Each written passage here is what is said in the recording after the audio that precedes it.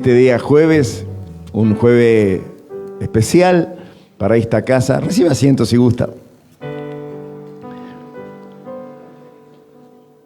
Hoy es un jueves, decía, especial para esta casa porque tenemos visita. Y la visita es una hermana misionera. Ella va a explicar, obviamente, creo, lo que es hacer misiones.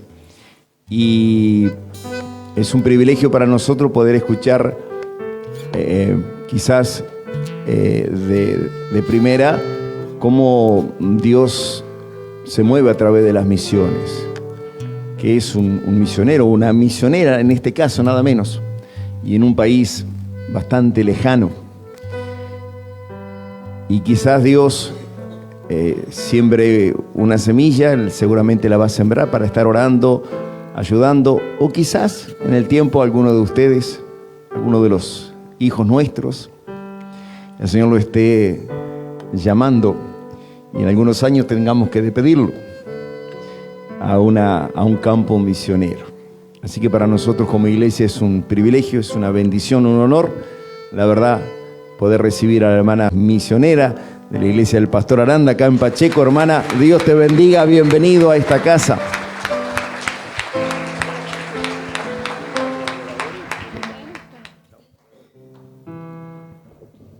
Dios les bendiga. ¿Cómo están? Bueno, para mí es un privilegio estar acá. Contenta con la alabanza, yo estaba para una hora más con la adoración y la alabanza. La verdad que es hermoso cuando uno puede sentir ese espíritu, ¿no?, de libertad, de su presencia, que se está moviendo en medio de la adoración, de la alabanza de su pueblo. Así que bueno, mi nombre es Susana. Como dijo el pastor, soy de la iglesia del Pastor Aranda, Catedral Emanuel de Pacheco. Y bueno, hace unos cuantos años, hace muchos años el Señor me llamó. No voy a decir tanto los años porque van a calcular mi edad, hermanos. Pero quiero decir que en el año más o menos 2006 el Señor me llamó como misionera. Me llamó a India, una nación en Asia, y por primera vez pisé ese bendito país en el año 2015, haciendo un viaje exploratorio de un mes, que fui por India y Nepal, y en el año 2018 me fui a vivir a India, por la gracia del Señor y el envío de la iglesia, porque somos un cuerpo, nadie puede hacer la obra del Señor solo. Lo hacemos dentro del cuerpo de Cristo. Y aquel que es enviado a una nación transcultural, a una otra nación, o a una etnia o a un pueblo, es necesario que sea enviado. Misiones, por hacer algún resumen y no ser muy pesada con el tema, misiones, dice el Departamento Nacional de Misiones, es los que van, que son los pies de los que van, las rodillas de los que oran y las manos de los que dan y la iglesia que envía. Eso es misiones. Los pies de los que van, a los que Dios llama, con un llamado específico para ir, pero que Dios nos llamó a todos para ser parte. Yendo con las rodillas, porque sabemos que la oración no tiene fronteras, no tiene límites, no tiene espacio ni tiempo. La oración tiene poder en Cristo y Él manifiesta su obra a través de la oración. Amén. Lo que nosotros no vamos a ir ni podemos alcanzar, con la oración podemos hacerlo. Así que las rodillas de los que oran y las manos de los que dan. Las manos de los que dan tiene que ver con el compromiso económico, pero también tiene que ver con el compromiso de fe, con el compromiso de dar más allá de lo que nosotros creemos que podemos, porque sabemos que de lo poco, y nosotros podemos, como hijos del Señor, dar testimonio que muchas veces quizás en nuestra casa tuvimos poco, pero el Señor lo multiplicó, el Señor lo hizo grande. Bueno, eso se trata, misiones, las manos de los que dan, de los que se comprometen, de los que se involucran, de los que oran, de los que reciben, de los que son personas que oran y se comprometen con todo su corazón para alcanzar las naciones, para alcanzar a aquellos que hoy están en oscuridad. Hay un libro que se llama de la obra misionera, que es una frase que dice un pastor y que dice: ¿cuántos hombres entre sombras, cuántos hombres lejos de su luz? Aún hay muchos lejos de su luz que están entre sombras, que el velo no ha sido quitado de sus ojos y no pueden ver la verdad de Cristo y la esperanza que necesitan. Buscan, y en India específicamente hay muchos que buscan. Si podría decir que India es un país de adoradores, solo que adoran en el lugar equivocado, solo que adoran a ídolos que, como dice el libro de Isaías, no ven ni escuchan, que ellos mismos edificaron. Eso adoran. Y nosotros, y en mi caso que voy nuevamente, si Dios lo permite, el mes que viene vuelvo para India, voy para decirles que hay esperanza, que no hay un término de sus vidas y nada más, que no es una rueda de castigos y de karmas y de cosas que ellos creen que se cargan con mochilas, que Dios nos hizo libres, que el Señor Jesucristo vino y nos hizo libres y que puso todo bajo sus pies y bajo la iglesia, que ya venció y que hay esperanza en Cristo y que hay vida eterna, que no se termina, que nosotros tenemos esperanza. Y les voy a compartir que hay reconciliación en Cristo, que Él nos reconcilió en la cruz y que hay un nuevo pacto de gracia y de amor y que a ellos también los tiene que alcanzar.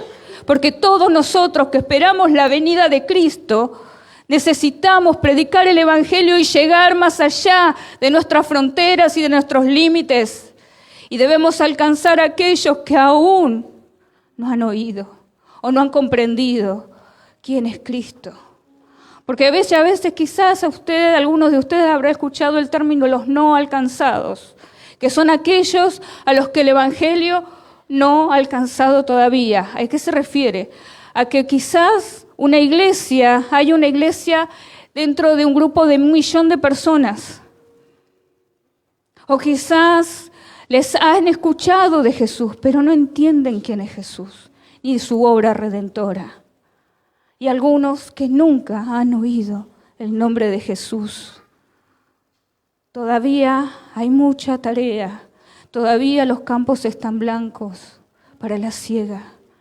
Dice la palabra del Señor que oremos y que pidamos que el Señor envíe obreros a su mies. Y de eso se trata. Yo en esta noche, si algo quiero y anhelo con todo mi corazón, es que usted se vaya con el pensamiento y la carga de orar porque el Señor envíe obreros a su mies. Al que Dios llame en Argentina, amén. Al que Dios llame a esta ciudad, amén. Pero al que Dios llame más allá, también. A todos. Porque en Hechos 1:8 dice: y me seréis testigos en Jerusalén, en Judea y hasta lo último de la tierra. Es algo que se hace al mismo tiempo. No es que hoy es en Jerusalén, mañana en Judea y pasado. No, es al mismo tiempo. Es una obra que se hace al mismo tiempo. Mientras ustedes predican acá, los que Dios llama fuera de esta nación hermosa y bendita, también predicamos y también alcanzamos. Amén. Bueno, hermanos, eso para mí es India.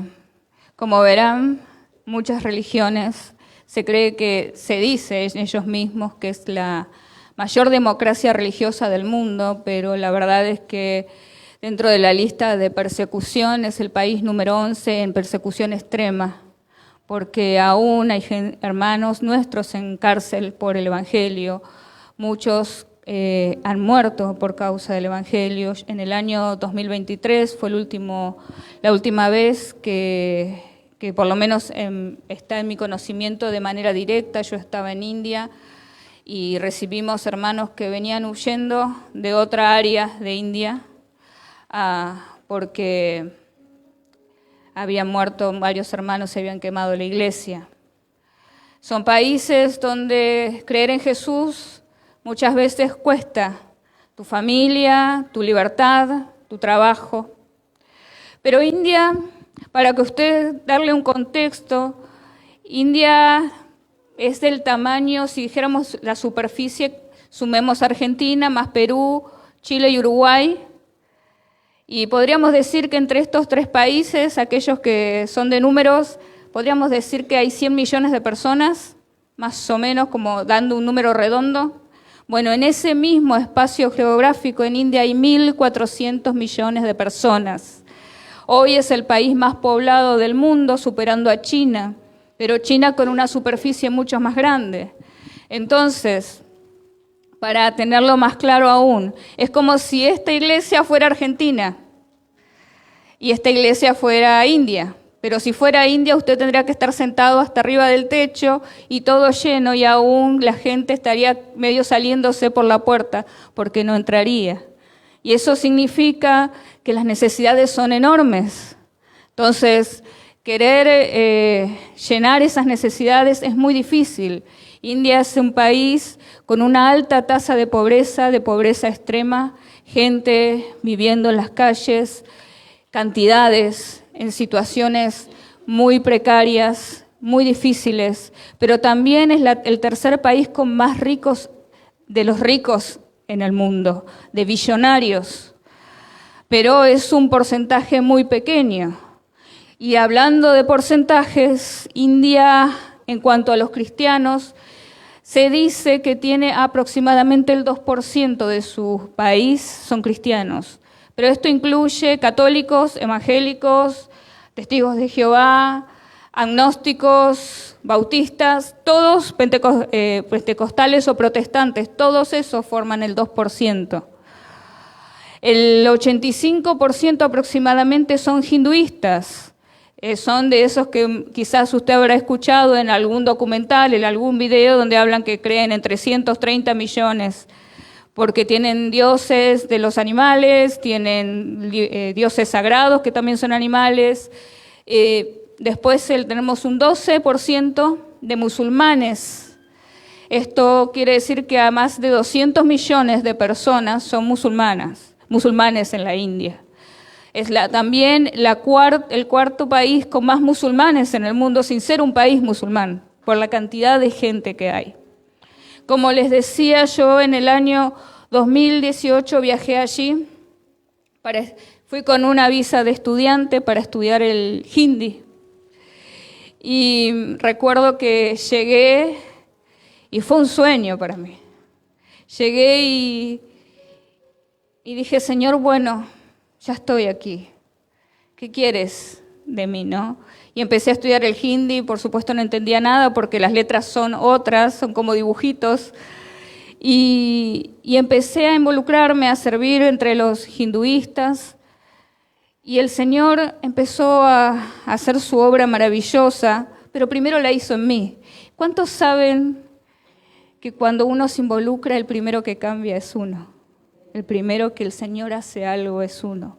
Bueno, yo recuerdo que apenas podía hablar el idioma y de pronto me encontraba en una nación tan distinta que un día estaba yo en un auto, en un taxi, en un Uber, allá también hay Uber, y se me había hecho tarde, había ido a hacer un trámite de migraciones y ya era tarde, se largó una tormenta terrible y estábamos abajo del puente y el señor del Uber me hace, allá dicen meren, ¿qué me carejé? Estoy diciendo, necesito hacer algo. Me hablaba en hindi. Yo en ese momento no sabía hindi, ahora después de 6 años lo aprendí.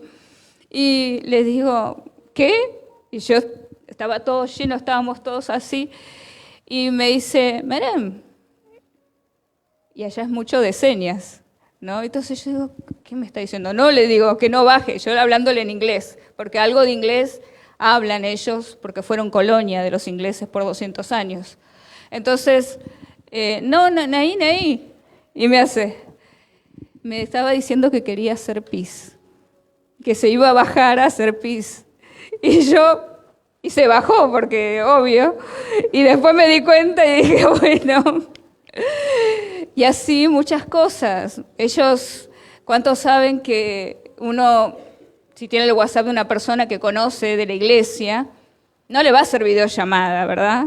Nosotros acá en Argentina, ¿qué hacemos? Bueno, mando un mensajito, ¿te puedo llamar? ¿Estás disponible? ¿Me avisás?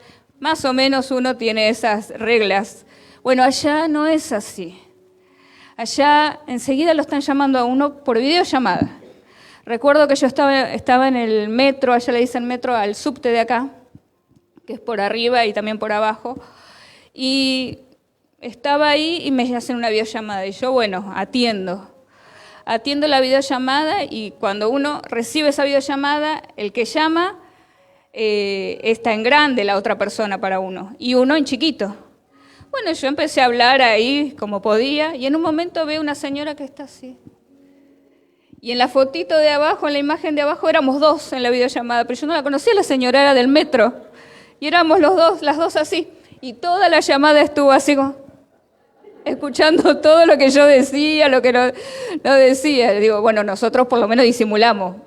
Hermano, confiese, usted, si lo llaman, uno estira el ojo y después, bueno, disimula, ¿no? Bueno, allá no disimulan. Allá la cosa es así, es un país que lo invaden los aromas, lo invaden los condimentos, la comida. Por un año, hermano, yo comía arroz y yogur, porque no podía comer el picante y las especias de allá. Dios me bendijo con una compañera mexicana, así que le pasaba todo el picante. Le decía, no repitas, no pidas, yo te doy. Porque yo solo me iba a comer el arroz y el yogur, porque no podía comer más nada, no podía pasarlo de la boca, de lo picante que era. India es un país que nos invade en muchas formas.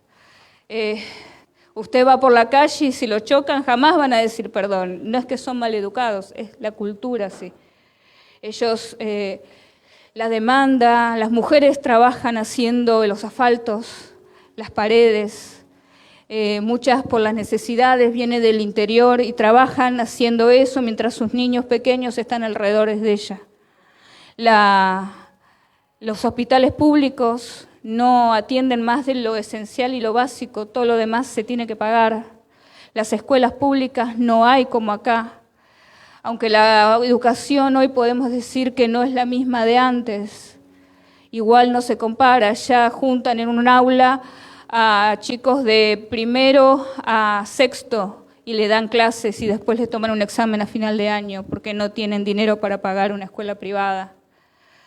Las necesidades son enormes, pero la mayor necesidad es la de Cristo. En la segunda etapa yo volví para Argentina en el 2020 por la pandemia y en el 2021 el Señor abrió la puerta y me volví a ir. Y ahí me involucré con los musulmanes. Y ahí viví algo que para mí fue un gran cambio, porque yo ya hablaba más el idioma, ya me podía involucrar, ya podía entender muchas cosas que ellos hacían. Y empecé a trabajar con un equipo internacional que trabajaba entre las mujeres, los niños, los grupos musulmanes. Yo soy chef, yo enseñaba cocina. Y tenía mi compañera que enseñaba música, hacíamos de todo, lo que a usted se le ocurra, ahí estábamos haciendo.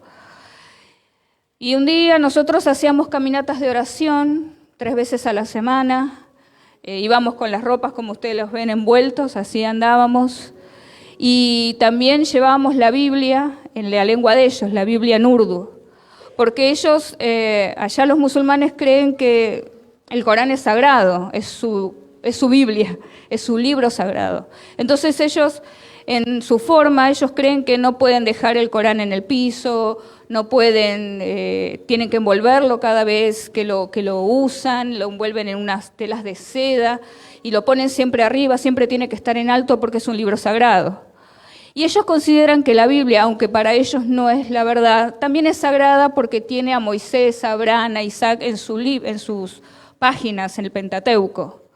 Entonces, nosotros teníamos la estrategia de dejar Biblias. Yo iba a la mezquita, iba a diferentes lugares y dejaba las Biblias ahí. Y sabía que ellos no podían dejar la Biblia ahí, ni podían tirarla porque era algo sagrado, así que se la llevaban a sus casas. Y ellos tienen algo que es como que siempre quieren a uno refutarles la verdad. Y eso es la gran oportunidad que tenemos para predicarle, porque ellos al refutar abren la puerta para que uno hable de Jesús. Y uno sabe que la Biblia en sí misma tiene poder, que no es un libro que leemos las páginas y nada más. Es un libro que profundiza, que toca nuestro corazón porque tiene espíritu y hay verdad en eso. Entonces sabíamos que si ellos se la llevaban a su casa, teniéndola en su casa no iban a poder tenerla cerrada. Y recuerdo que nosotros repartíamos, pero estábamos viviendo dentro de la comunidad musulmana, dentro del barrio, que vendría a ser como unas 30.000 personas ese barrio.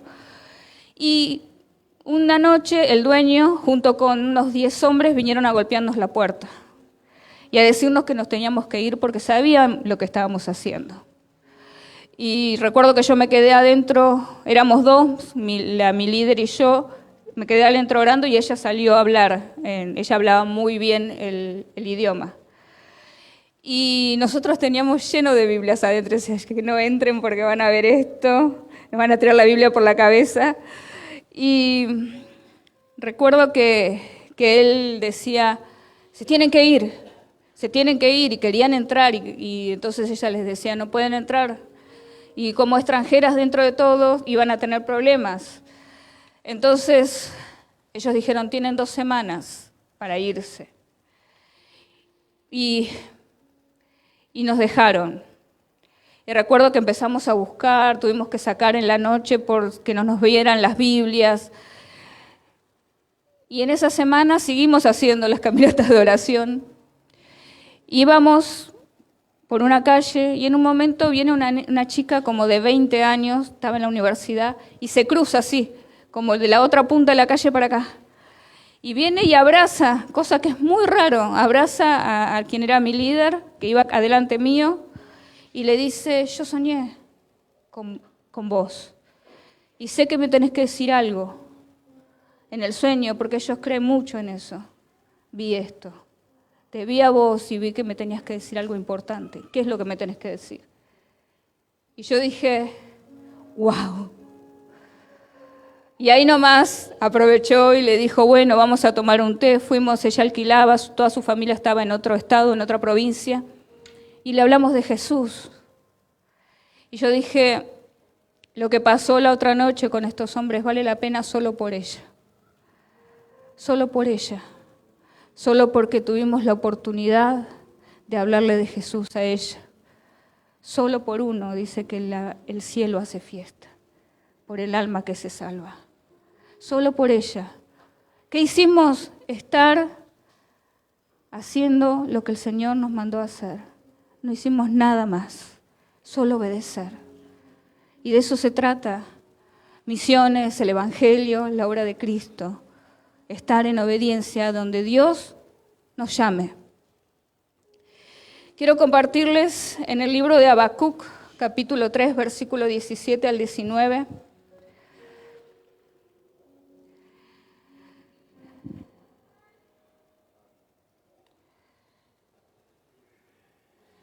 Habacuc,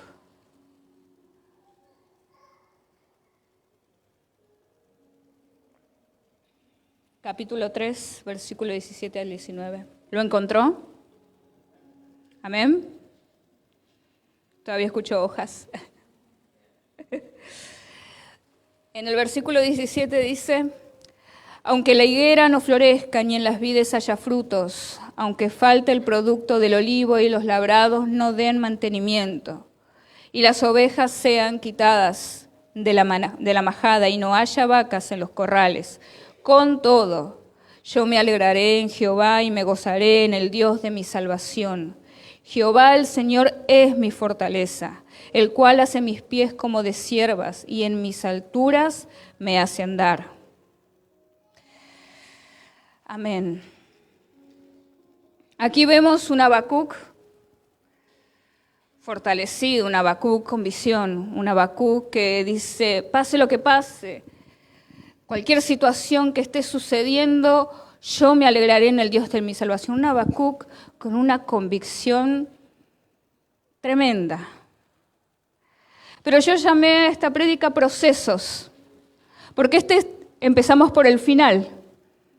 Pero vamos a ir al principio, que es el capítulo 1 de Habacuc. Capítulo 1, versículo 1 del libro de Habacuc. Es donde comienza este proceso. ¿Y qué dice? Queja. Qué diferente, ¿no? Acabamos de leer con todo, yo me alegraré y aunque esto suceda y pase todo lo peor, yo sé quién es el Dios de mi salvación. El capítulo 1, versículo 1, que dice, la profecía que vio el profeta Habacuc. ¿Hasta cuándo, oh Jehová, clamaré y no dirás y no oirás? Y daré voces a ti a causa de la violencia y no salvarás. ¿Por qué me haces ver iniquidad y haces que vea molestia? Destrucción y violencia están delante de mí y pleito, y contiendas se levantan, por lo cual la ley es debilitada y el juicio no sale según la verdad, por cuanto el impío asedia al justo, por eso sale torcida la justicia. Preguntas de Habacuc.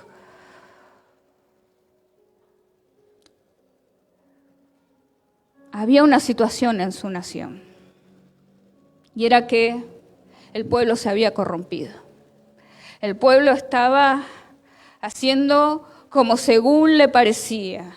Los jueces no juzgaban con justicia, y la gente se manejaba de mala manera, hacían iniquidad, y no les importaba.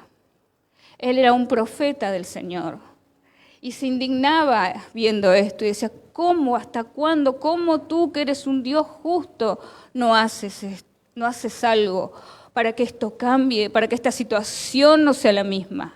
¿Cómo puede ser que esta gente no tenga castigo? ¿Cómo puede ser que hagan libertinaje, que se corrompan y siga sucediendo y no pase nada? No lo entiendo. ¿Por qué me haces ver iniquidad? ¿Por qué veo esta violencia entre el pueblo? ¿Por qué? Esto le generaba molestia, le generaba contradicción interior a Habacuc. Y le reclamaba al Señor en oración diciéndole, Señor, ¿por qué? ¿Por qué veo que se levantan en pleito uno contra otros? Que la ley es débil, no hay justicia, solo corrupción. ¿Y cuántos tenemos preguntas así para el Señor? ¿Cuántas veces tenemos un por qué, un para qué, un cómo puede ser? Y no sé si a usted le pasó, quizás yo soy muy carnal, hermano, pero muchas veces le he preguntado al Señor por qué esto y por qué lo otro, pero también estoy esperando una respuesta. ¿Qué es lo que el Señor me debería responder? A ver, Señor, yo te estoy diciendo esto, pero espero que hagas esto y esto y esto. Ya tengo el plan. Pero como el Señor tiene sus planes y sus caminos y no son los míos, ni sus pensamientos son mis pensamientos, esto le pasó a Habacuc. En el versículo 5 del capítulo 1 podemos ver que dice la respuesta de Dios. Mirad entre las naciones y ved y asombraos, porque haré una obra en vuestros días que aun cuando se os contare, no la creeréis. Porque aquí yo levanto a los caldeos, nación cruel y presurosa, que camina por la anchura de la tierra para poseer moradas ajenas. Formidable es y terrible, de ella misma procede su justicia y su dignidad. Por Dios. O sea, Habacuc estaba pidiendo que el Señor haga algo, que haga justicia, que se estaban corrompiendo, que cómo puede ser, estoy tan indignado, me siento tan mal, me duele. Todo lo que Habacuc planteó en los primeros versículos del capítulo 1. Y la respuesta del Señor es que va a mandar a los caldeos, que son más pecadores, que son más corruptos, que son malvados, que cuando invaden una nación la arrasan. Yo supongo que Habacuc quedó descolocado. ¿Cómo puede ser? ¿Cómo puede ser que la justicia venga de gente corrupta? ¿Cómo puede ser que Dios use gente corrupta? Yo me imagino que Habacuc esperaba como, bueno, me va a dar una palabra, la voy a decir, se van a arrepentir, les va a caer convicción y gloria a Dios, amén y adelante. Pero el Señor le dice, no, que van a ser arrasados por una nación que es cruel, que lo ha hecho, que esclaviza, que destruye, que podemos ver en la Biblia tantas veces que habla de esta nación, de los caldeos, y cuánto han hecho, hasta qué punto ha llegado su maldad, y de pronto el Señor va a permitir que esto suceda, que el ajuste para Judá venga de una nación más corrupta que ellos. ¿Cómo puede ser? No, y Habacuc quedó como, me imagino, desolado. Quedó como, ¿cómo puede ser? Y acá comienza el proceso, ¿no? Dice que el proceso es un avance a través de etapas hacia adelante. Empezó con una queja, y la queja, la respuesta que tuvo, no fue la esperada, no fue la que imaginaba. Creo que si tenía plan A, B, hasta el Z nunca hubiera entrado el plan que Dios tenía. No porque Él iba a respaldar para nada a esta nación que iba a hacer esto, sino que Él se iba a ocupar de esta nación en su momento y haría justicia con ellos. Pero mientras tanto, servía para los planes del Señor, para su pueblo. Habacuc, podríamos decir que es un viaje de preguntas difíciles hacia una fe más profunda, porque de eso se trata este proceso, de una queja al final que leímos al principio, que es un cambio en su corazón, pero también en su visión y en su mirada. Este proceso de Habacuc tiene dos principios profundos. Uno, el comprender las Escrituras, y el otro es el conocer a Dios. Se trata de cómo podemos poner en práctica la verdad que poseemos. Habacuc sabe que Dios es poderoso, es bueno, es santo, es justo, es misericordioso, pero no comprende plenamente los métodos de Dios. Y en esto Habacuc me hace acordar un poco a Job, que él sabía de Dios, pero hubo un quiebre de él para que un día él pudiera decir, de oídas te había oído, pero ahora mis ojos te ven. Y Habacuc en este proceso vamos a ver que él se encuentra en esta situación. Él era un profeta de Dios, él conocía de Abraham, él conocía de Moisés y cómo Dios sacó al pueblo, él conocía de Josué, él conocía la palabra. Pero había muchas cosas que él no había vivido. Y lo podemos ver por este tiempo donde él empieza una queja y la queja lo lleva a una respuesta que él no espera. ¿Y ahora qué? ¿Cómo va a ser esto? ¿Cómo puede ser? ¿Dónde está la justicia?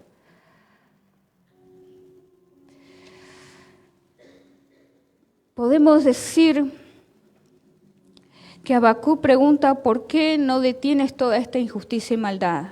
¿Cuánto tiempo permitirás esta situación? Y la respuesta inesperada de Dios es que van a ser invadidos. Es que todo va a cambiar, pero no va a ser a la manera de Habacuc, ni a la manera que él quizás esperaba según lo que él había leído. Quizás él esperaba algo como lo de Moisés, que el Señor iba a hacer, que milagros y rayos y centellas, pero no. Entonces, Habacuc, ante todo esto, en el capítulo 2, versículo 1, que es muy conocido, podemos ver que él dice algo. Sobre mi guarda estaré y sobre la fortaleza firmaré el pie y velaré, para ver lo que se me dirá y qué de responder tocante a mi queja. Y Jehová me respondió y dijo, escribe la visión y declárala en tablas, para que corra el que leyere en ella. Aunque la visión tardará aún por un tiempo, más se apresurará hacia el fin y no mentirá. Aunque tardare, espéralo, porque sin duda vendrá, no tardará. Dos cosas sobre esta visión. Una, ¿qué le había dicho el Señor? Van a venir los caldeos, van a ser invadidos. Pero vemos versículos más adelante que él dice, el justo por la fe vivirá. Ese es el final de la visión. Que el que permanezca en Cristo, en Dios, el que permanezca en la palabra, el que permanezca fiel, vivirá. Él tenía que escribir esta visión. A diferencia de otros profetas, podemos ver un Habacuc que no da una palabra hacia el pueblo, sino que entra en un tiempo de oración. Y muchas veces podemos decir, no hay que quejarse o esto o aquello. No, hay que, si uno tiene dudas, tenemos un Dios misericordioso y amoroso que responde a todas nuestras cuestiones y que está dispuesto a escucharnos y a transformar nuestra mente y nuestro corazón como lo está haciendo en este proceso con Habacuc. Él nos da la forma y es en la presencia de Dios. El por qué, el para qué, el dónde, el cómo, el quisiera, el desearía, todas esas cosas en la presencia de Dios. Todas esas cuestiones se dirimen, se exponen en la presencia de Dios, porque ahí vamos a tener la respuesta justa. Ahí vamos a tener el consuelo, el abrazo y quizás la respuesta que no esperamos, pero la que mejor viene para nosotros. Entonces, podemos ver que Él empieza un cambio, porque Él está dispuesto, dice, me dijo que la escriba en tablas y que para que el que la leyera corriera, y ya hay un cambio, empieza un proceso en Él de cambio, empieza a haber otra postura. Acá ya no vemos la queja en el capítulo 2, acá vemos la visión. Pero en el capítulo 3, del versículo 2, podríamos decir que Él tiene como un avivamiento, porque hay una declaración tremenda que dice, oh Jehová, he oído tu palabra y temí. Claro que temió, claro que temió. Van a venir los caldeos y nos van a invadir. Claro que tenemos temor ante algo así. Pero también después dice, oh Jehová, aviva tu obra en medio de los tiempos, hazla conocer. En la ira acuérdate de la misericordia.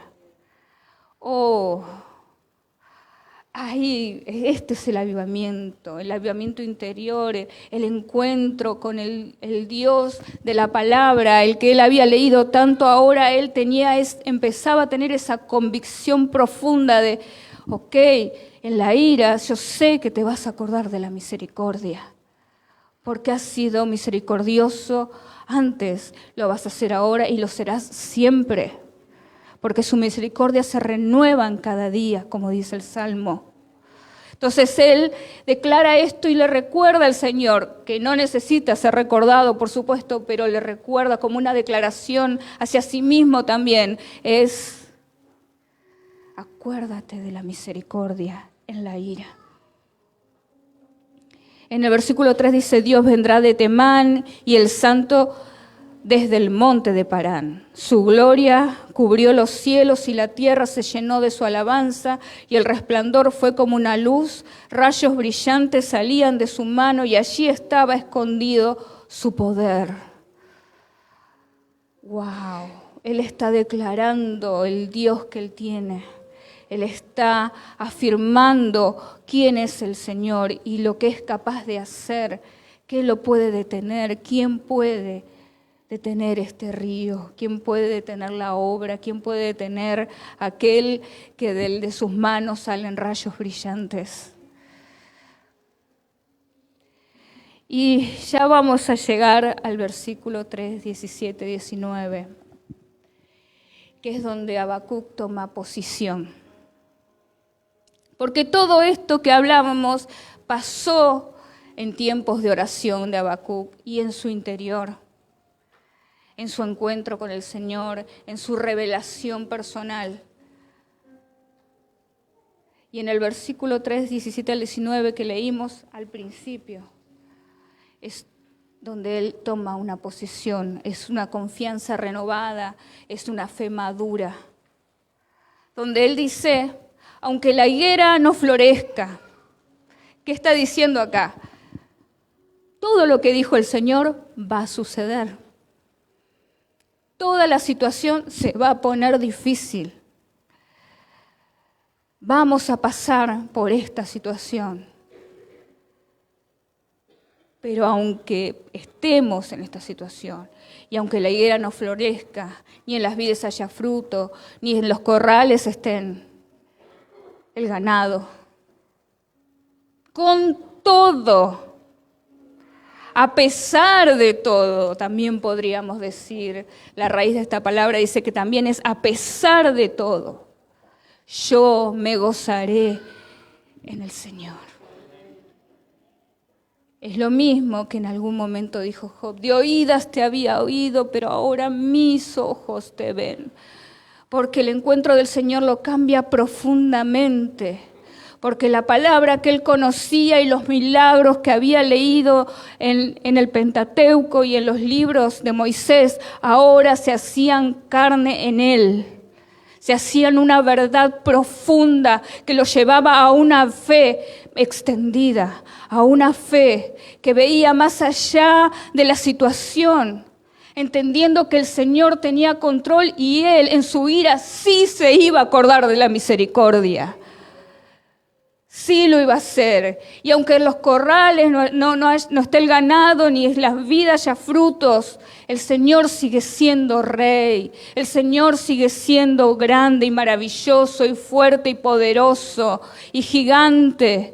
Y no hay enemigo que pueda contra él. Por eso él dice, con todo yo me alegraré en el Dios de mi salvación, porque en él tenemos salvación.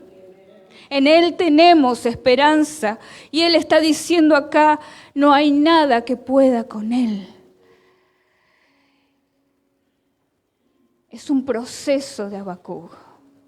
Es una queja a una convicción profunda y a una fe renovada.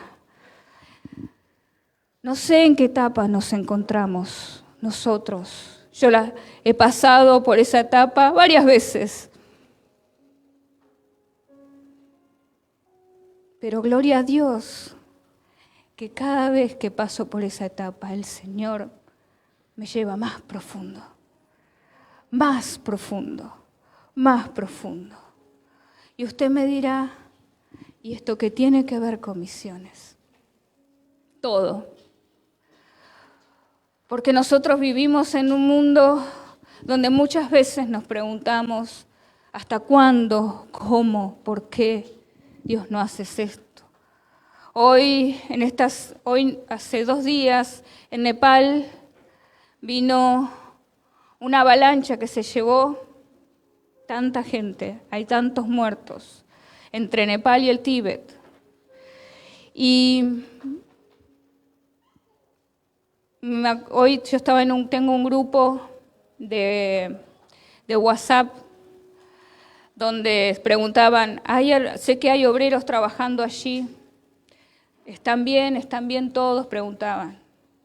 Pero también hay gente que ha aceptado a Cristo, hay pequeños lugares donde se les predicaba, era gente en las montañas, que no sabemos cómo están.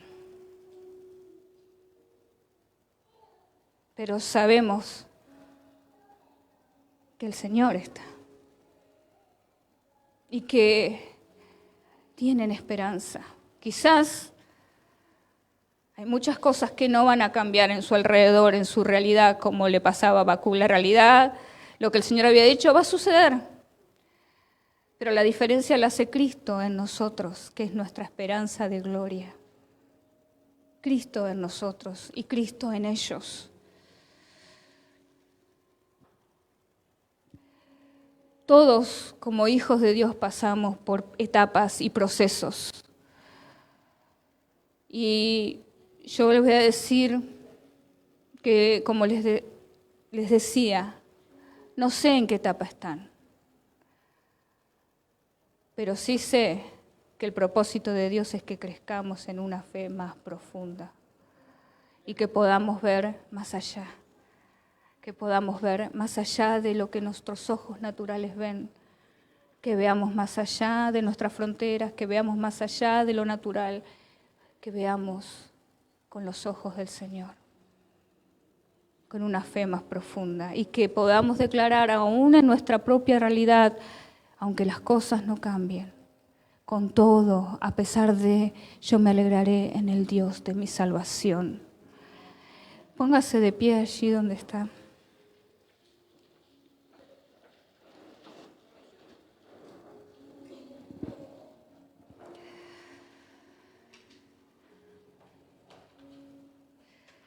Cierre sus ojos y dígale al Señor, ¿en qué etapa está? ¿En qué usted considera que está? ¿Está en la etapa de la queja porque no entiende muchas cosas? ¿Está en la etapa de afirmarse y de entender la palabra para sí mismo, de hacer la carne? ¿Está en la etapa de un avivamiento donde entiende que el Señor está renovando su fe, sus fuerzas? Está en la etapa de tomar posición y decir, Señor, no sé cómo sucederá, no sé cómo llegarán a hacer las cosas, pero yo sé que vos estás en esto y estás conmigo, y pase lo que pase, con todo yo me alegraré en ti. Cierre sus ojos solo para no ser distraído. Y no me lo diga a mí, dígaselo al Señor.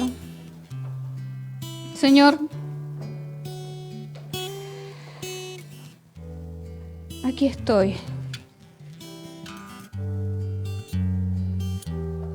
Aquí estoy, Señor. Espíritu Santo, te damos gracias porque tú siempre estás con nosotros, porque tu palabra es viva y eficaz y es más cortante que espada de dos filos y penetra hasta lo más profundo de nuestro ser y nos hace ver la verdad y nos hace ver la realidad y nos hace en creer y extendernos hacia lo que tú tienes, hacia tus propósitos, hacia tu llamado, hacia el servicio, hacia la tarea a la cual tú nos llamaste como iglesia.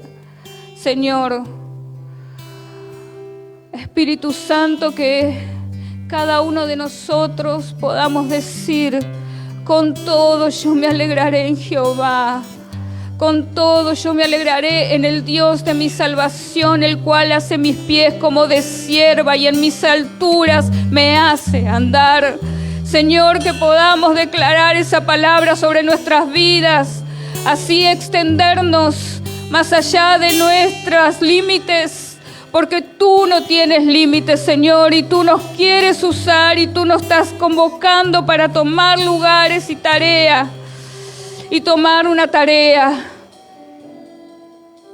A los que sirven aquí, Señor, a los que tú llamas en este lugar al servicio, a hacer la tarea, a servir en la iglesia,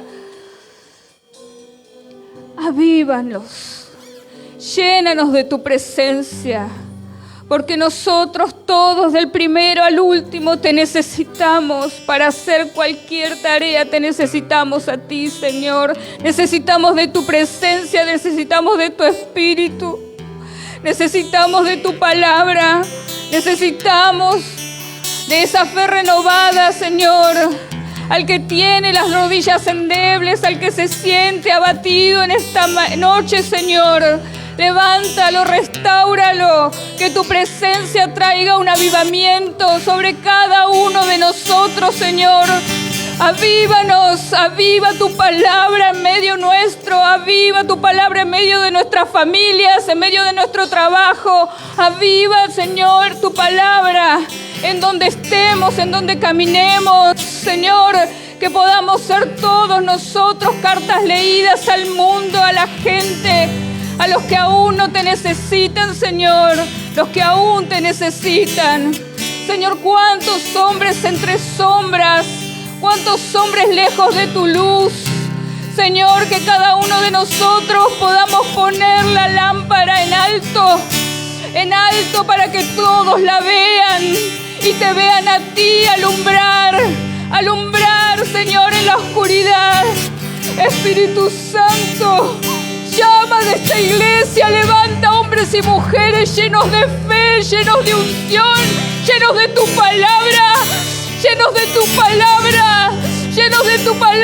que declare, como dijo Pablo, no vengo con palabras de humana sabiduría, sino con el poder de Dios o la unción del Espíritu Santo, porque todo es vano, pero tú eres, Señor, quien trae vida. Porque todo lo tenía por basura con tal de predicar tu palabra, con tal de que Cristo sea conocido.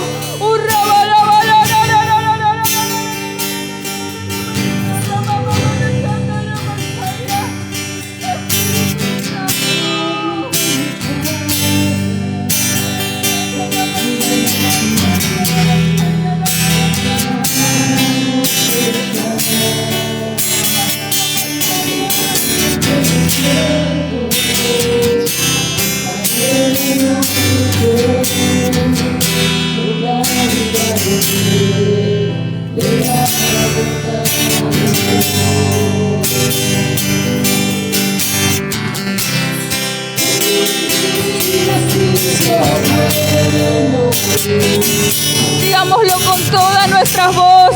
En mi vida has sido tan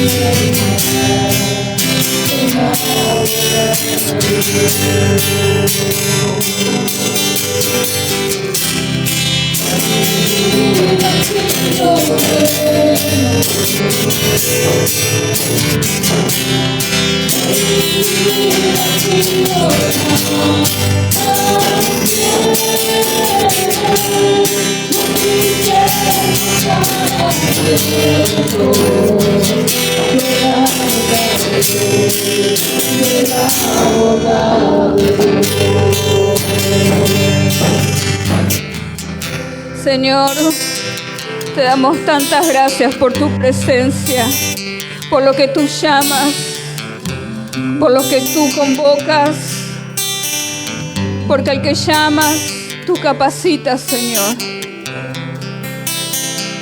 Tu palabra es una palabra creadora, y al que llamas también le creas todas las cosas necesarias para alcanzar lo que tú has declarado sobre nuestras vidas.